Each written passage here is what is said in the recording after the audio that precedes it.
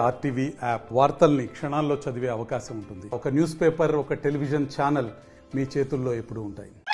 ఆంజనేయ స్వామి దగ్గర వాగ్దానం చేస్తూ ఈ 5 సంవత్సరాల కాలంలో మీరు ఈ నియోజకవర్గ పరిపాలన చూసింటారు.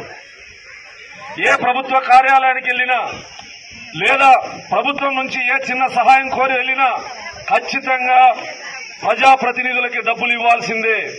ఆ నీచ సంస్కృతి తెలుగుదేశం పార్టీ వచ్చిన తర్వాత ఉండదు. తెలుగుదేశం పార్టీ గెలిస్తే మడకశిర నియోజకవర్గంలో ఒక్కటే అధికార కేంద్రం. మీరు వైసీపీ అభ్యర్థిని గెలిపిస్తే ఎంతమంది ఎమ్మెల్యేలు, ఎంతమంది? మీరు తప్పు లెక్క పెట్టినట్టున్నారు. 12 మంది ఎమ్మెల్యేలు. శాసనసభలో గాని సచివాలయంలో గాని ఈ నియోజకవర్గానికి ఏదైనా కావాలి, బడ్జెట్ కావాలంటే ఖచ్చితంగా ప్రభుత్వం దగ్గర బలవంతంగా అయినా సరే తీసుకొచ్చే కెపాసిటీ ఉండాలి. ఆ కెపాసిటీ నాకు ఉంది, తిప్పేశామన్నకు ఉంది. ఎంత బడ్జెట్ కావాలో ఏ శాఖ నుంచి అయినా సరే, ఎస్సీల దగ్గర నుంచి అయినా, బీసీ కార్పొరేషన్లైనా, బీసీ సప్లైనైనా, ఎస్సీ సప్లైనైనా, రైతుల కోసమైనా, ఏ వర్గ ప్రయోజనాల కోసమైనా, గ్రామీణ అభివృద్ధి కోసం, నియోజకవర్గ అభివృద్ధి కోసం, పరిశ్రమలు గాని దాదాపు 1600 ఎకరాల భూములు సేకరించడం జరిగింది.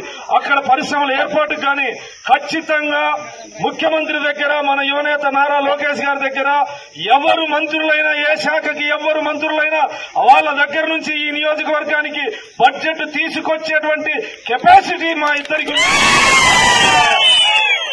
బలమైన నిర్మాణం, పార్టీలో బలమైనటువంటి వాళ్ళని గెలిపిస్తే అభివృద్ధి జరుగుతుంది.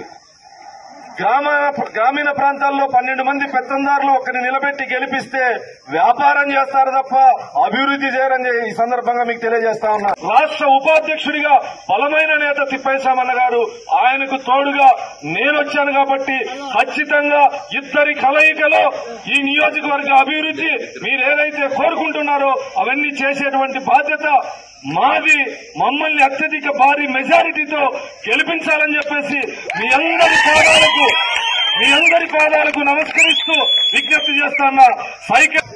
అక్క చెల్లెళ్లు, అన్నదమ్ములు, సోదరులంతా భారీగా స్వాగతం పలికి మొదటి రోజు ప్రచార కార్యక్రమాన్ని నిర్వహించడం జరిగింది.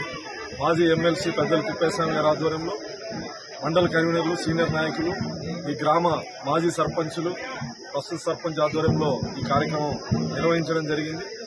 ప్రజలు భారీగా స్వాగతం పలుకుతూ ఎండను సైతం లెక్క చేయకుండా తెలుగుదేశం పార్టీ అభ్యర్థిని గెలిపించాలనే కసి వాళ్ల కళ్లలో కనిపించింది. దీనికి కారణం 5 సంవత్సరాల ప్రభుత్వ వైఫల్యాలు.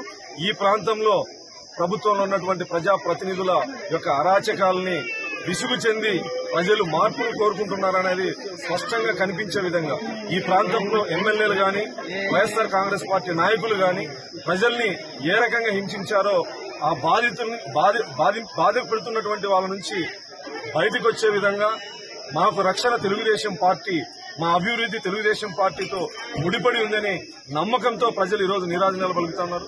ఈ ప్రాంతంలో మడకశిర నియోజకవర్గంలో గత 14 నుంచి 19 వరకు చేసినటువంటి అభివృద్ధి తప్ప ఏ ఒక్క ఇటుకను కూడా ఈ 5 సంవత్సరాల కాలంలో పెట్టినటువంటి పాపాన పోలేదు. కేవలం వాళ్ళ యొక్క కలెక్షన్ల కోసం ప్రజల రక్తాన్ని పీలుస్తూ అవినీతిమయంగా ఈ నియోజకవర్గాన్ని చేయడం జరిగింది. నేను ప్రజల సమక్షంలో ఆంజనేయ స్వామి దేవాలయం సాక్షిగా ప్రమాణం చేయడం జరిగింది.